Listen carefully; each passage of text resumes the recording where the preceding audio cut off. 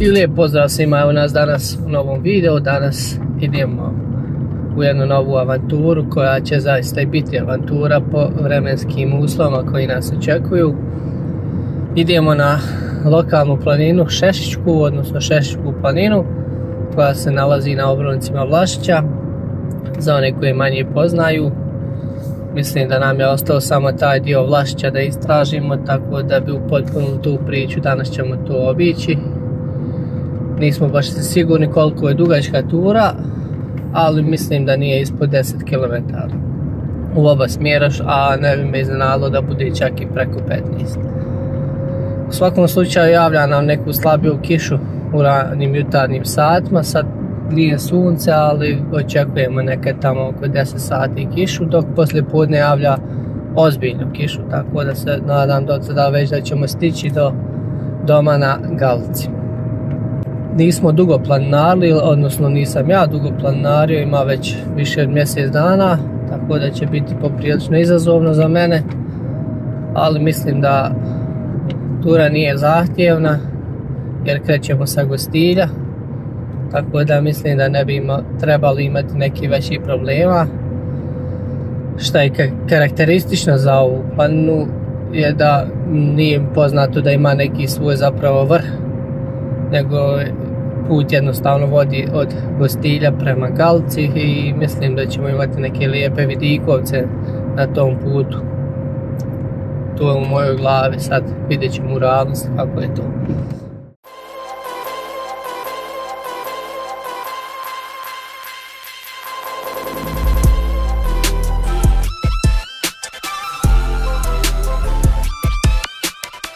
Stigli smo na početnu tačku. Za sad nam je vrijeme dobro, malo blagi vjetrić, nije nešto pretoplo, nije nešto ni hladno, tako da se nadam da će za sad nastaviti ovako biti. Ali eto, vidjet ćemo.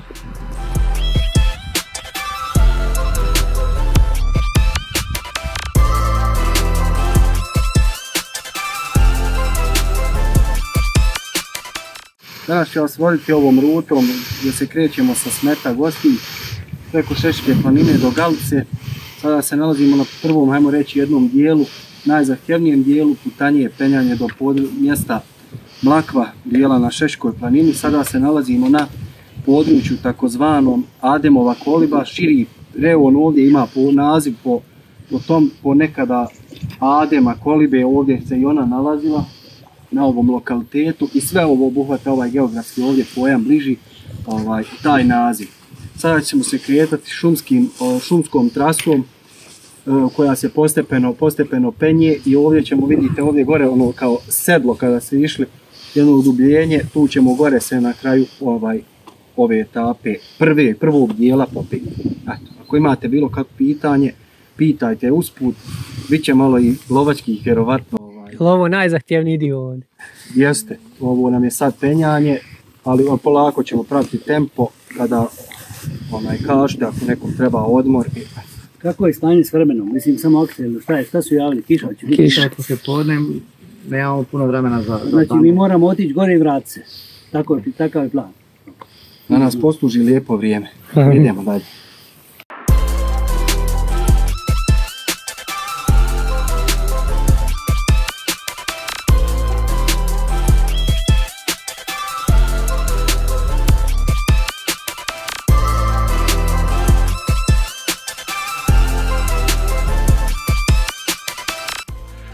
Mlade nade, oni nas udaju.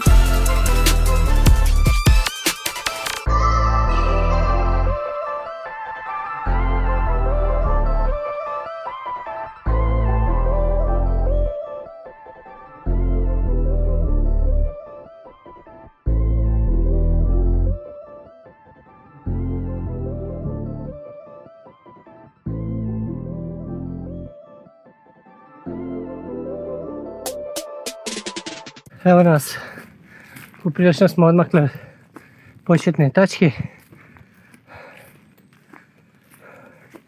Kao što vidite, baš sam se zadihao jer je konstantno uspon. Idemo na cik-cak.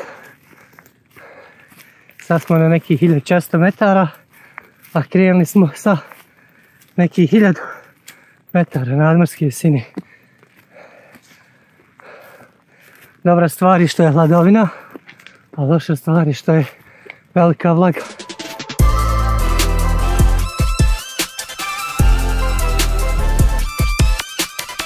Sad se nalazimo na dijelu takozvana Mlakva. Geografski pojam, jako značajan, da kažemo kao geografski prijeboj, putna komunikacija, gostilja sa Galicom, a također i u ratnim vremenima bila je značajna prepreka. Sad se trenutno nalazimo u međuzoni, iz ovog dijela odakle smo dolazili su bile jedne linije, naš su bili ovam odmah nema nekih 70-80 metara. Ovo područje je u protekle 2 godine deminirano, znači i ispod i iznad. Ne garantuje se i ne hoda se ponovo tu, ali je... ali je sada, da kažemo, koliko toliko sigurnije. Odav je sad dalje narednih nekih pola sata, nemojte sad trasa silaziti. Ovo su sve bile, znači u tim vremenima 92. godina, naročito bile su značajna ratna dejstva, pa tako da vas, znači, držite se striktno staze i puta kojim će se kretati. Ovdje ćemo kasnije, za nekih 50 metara, ćemo malo i obići jedno hranilište za divljač, kad nam je već tu usput, pa malo iz tih jedan vrsta edukacije.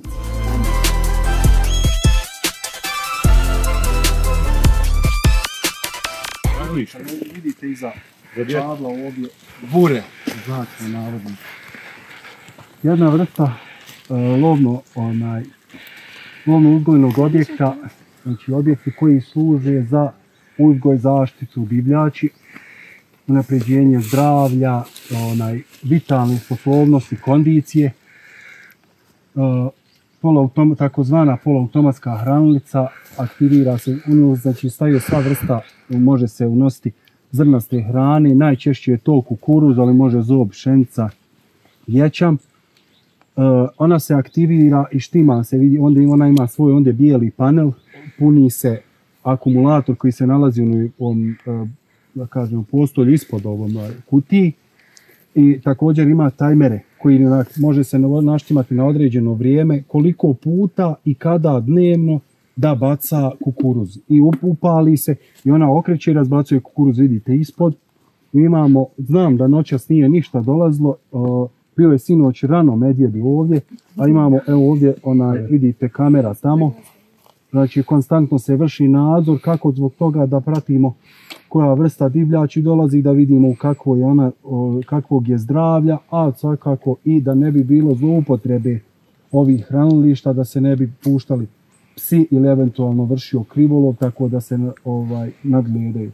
Nije to jedina vrsta lovno-uzgojnog objekta, kasnije ćemo proći kroz jednog dijela gdje smo pravili pojilište i ovdje je predviđeno, zbog ovog lokacije se ovo naziva Mlakva, ovdje je, da kažemo, glina, nepropusno zemljište, tako da većinu godine ovdje bude zemlja, sada je suša i imamo na ovom dijelu ovčare koji vrlo brzo te manja količina vode ona ispije, tako da je sada suho i ovo je planirano da se salije i napravi pojilište kao što ćemo jedno sad usput gore proći koje smo pravili neke 2005. godine, ja mislim.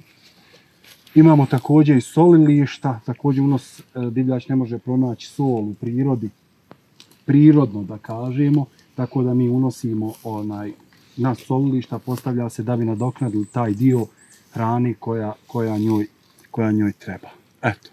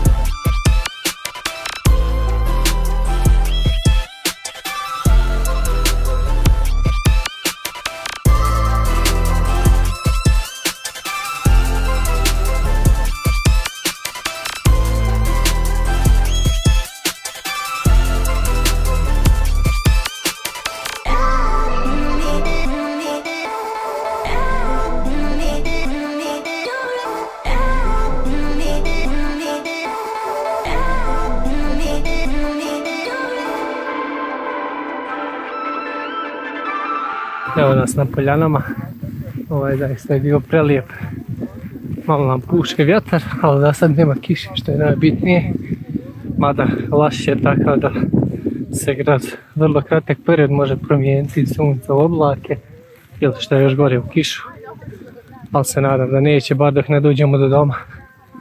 Sad nam je lagano, skoro podnogu sve, tako da idemo bez problema.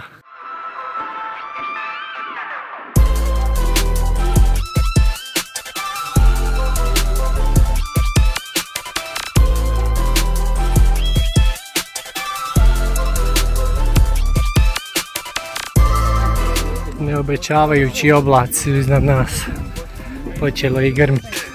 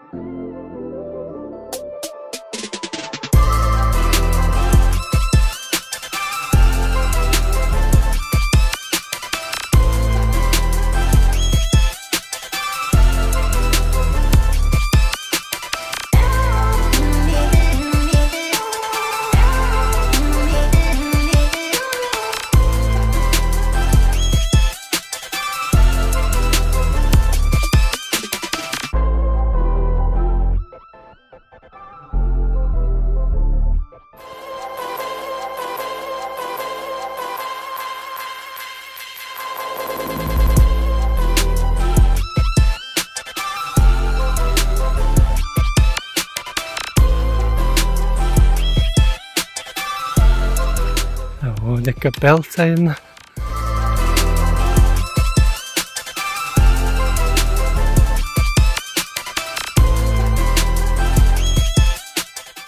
Evo nas sad na još jednom vidikovcu. I onda idemo prema domu na Galci.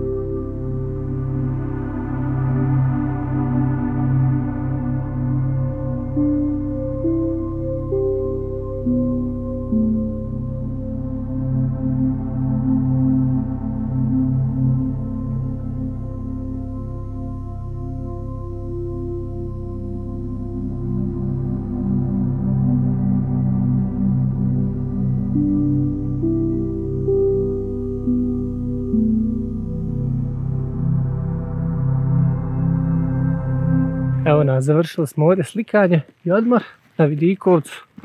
Ovdje ima jako lijep pogled Sad nam malo kiša propadiva i neki je crni oblak iznad nas. Nadam se da neće udati ako nije do sad. Imamo još neka 2-3 km do tamo.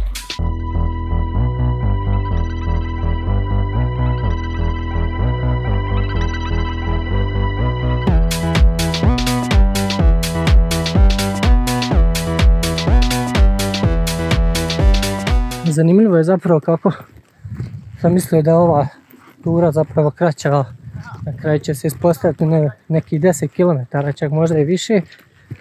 Iako s mjesta tačke koje smo krenuli, vazdušne linije nema puno, možda nekih 400-500 metara. Bar mi se tako čini. Ali smo baš obišli puno terena. Imamo još dosta do doma. Iako smo razmatrali opciju da se vratimo istim putem. Međutim, to je već bilo previše, tako da smo odlučili naći neki prijevoz i otići po 3 auta i onda se vratiti po ostale, jer mislim da se možemo potrpati u sva 3 auta. Zanimljivo je da sve oko nas pada kiša. Ovdje tekst propadio, a za sada nam se poslužilo, sreće nije udarilo. Pa se nadam da nećem do doma, mada imamo ovaj neki crni oblak iznad nas, koji nije baš obećavajući.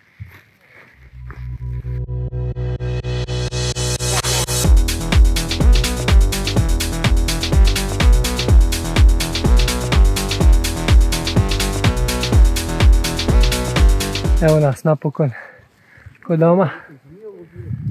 Trenutno je 2 sata i 10 minuta. Krenuli smo u 9:30 s polazne tačke, znači oko smo tu imali do 4, skoro i po sat s pauzom. Ali nisu neke pauze bile duge, osim ove ovdje kad smo se slikali na ovoj Pikovcu. Prilično je dugo i naporno, ali eto nije nam kiše bilo što je najbitnije. Sad ćemo ovdje odmoriti i onda tražiti prijevoz do Gostilja da odemo po auta da bi mogli ostalo raditi pokupiti. Evo ga tamo kad smo cijeli, kiša nam je udarla. Kako da je dobro.